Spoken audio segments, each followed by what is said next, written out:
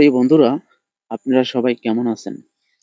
আমি এখন যেই জায়গায় দাঁড়িয়ে আছি, এটা হলো বাবুগঞ্জ বাজারের প্রবেশ মুখ, স্টিল ব্রিজের নিচে। আপনি যদি এই বাজারে প্রবেশ করেন, সর্বপ্রথম আপনার এই রোড দিয়েই আপনার প্রবেশ করতে হবে।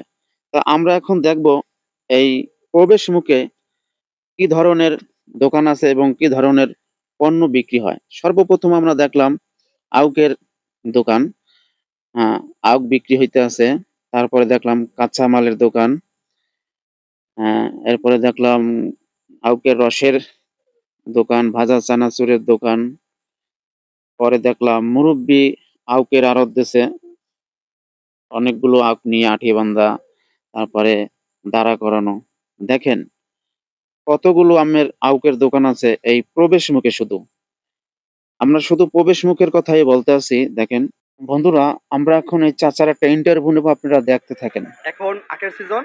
তা আমরা আজকে বাবুগঞ্জ বাজারে এসেছি। বাবুগঞ্জ বাজারের প্রবেশ মুখেই একটি আখের দোকানে আমাদের চোখ আটকে গেছে। কারণ হচ্ছে আপনারা ছোট ছোট ব্যবসায়ীদের আখ নিয়ে বেচা কিনা করতে দেখেছেন, কিন্তু আখের আড়ত আমি আমার জীবনে প্রথম দেখলাম। তো এক চাষি বা ব্যবসায়ী আড়তদার, আখের আড়তদার, ওনার সাথে আমরা একটু কথা বলবো এই ব্যবসা সম্পর্কে। চাচার নামটা যদি একটু বলতেন। আমার নাম রশিদ তালুকদার। আচ্ছা, আপনি এই আখগুলো কিভাবে সংগ্রহ করেন আর কিভাবে বিক্রি করেন? এগুলো আমরা আরব দিয়ে কিনে আনি খুচরা বেশি। আচ্ছা, আপনি কি আড়তদার? হ্যাঁ, আমি আরবদারি করতে পারি। আচ্ছা, আচ্ছা। সমস্যা নেই। এই যে পাইকারিও আটি বেচতে আটি পারি। হিসেবে বিক্রি করেন না পিস হিসেবে বিক্রি করেন? পিস হিসেবেও করি, আবার আটি হিসেবে নিলে তাও দিতে পারি। এক একটা আটিতে কিরকম দাম?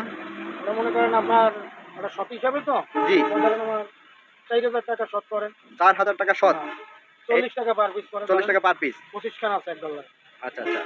তাহলে 4 গল্লায় 100 পিস হয়। হ্যাঁ, তো আমরা দেখলেন যারা পাইকারি আখ নিতে চান, চাচার এই দোকানে যোগাযোগ করতে পারেন। হ্যাঁ। বাবুগঞ্জ বাজারের প্রবেশ মুখে কিন্তু তার দোকান স্টিল ব্রিজের নিচে। পেয়ে যাবেন স্টিল ব্রিজের নিচেই।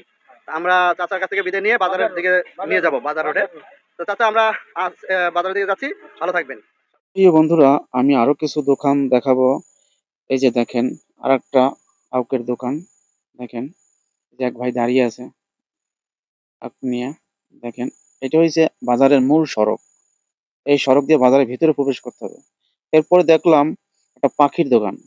আমরা ভিতরে ঢুকলাম, দেখি অনেকগুলো খাদ্য এবং খাঁচা, পানির পাত্র। এই যে বাজারের মূল সড়কে আমরা ঢুকতেছি। এই যে মূল সড়কে আমরা দেখতেছি আপনার মুদি দোকান, ফার্মেসি। এই যে আরেক আঙ্কেল ফল বিক্রি করতে আছে। ওই সাইডে হইছে আপনার ফলের বাজার। ডান পাশে ফলের বাজার, পশ্চিম পাশে এই যে বিভিন্ন দোকান ফল আছে। এই যে তাল, তারপরে এখন তো তালের সিজন।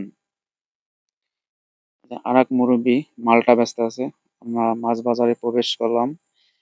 এই যে তেলাপিয়া মাছ, পাঙ্গাস মাছ। এই আঙ্কেলে অনেক বাজারে যাই মাছ বিক্রি করে।